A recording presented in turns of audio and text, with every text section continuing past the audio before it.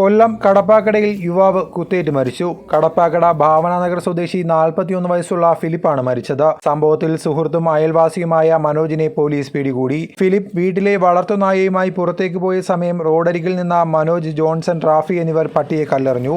ഇത് ചോദ്യം ചെയ്തതിലുള്ള വിരോധമാണ് കൊലപാതക കാരണം. ഫിലിപ്പുമായി വാക്കുതർക്കത്തിൽ ഏർപ്പെട്ടതോടെ 3 പേരും ഫിലിപ്പിനെ മർദ്ദിച്ചതായാണ് വിവരം. താഴെ വീണ ഫിലിപ്പിനെ മനോജ് മൂർച്ചയുള്ള ആയുധം കൊണ്ട് നെഞ്ചിന്റെ വലതു ഭാഗത്ത് കുത്തുകയും രക്തം വാർന്ന് അബോധാവസ്ഥയിലാവുകയും ചെയ്തു.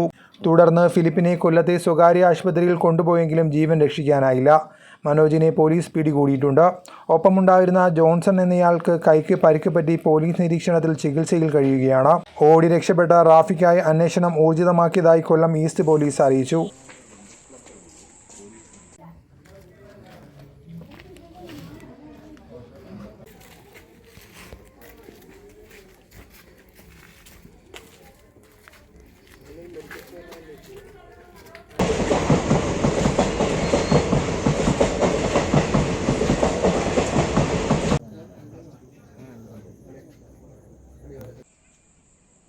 ഏഷ്യ മീഡിയ വിഷൻ, കൊല്ലം.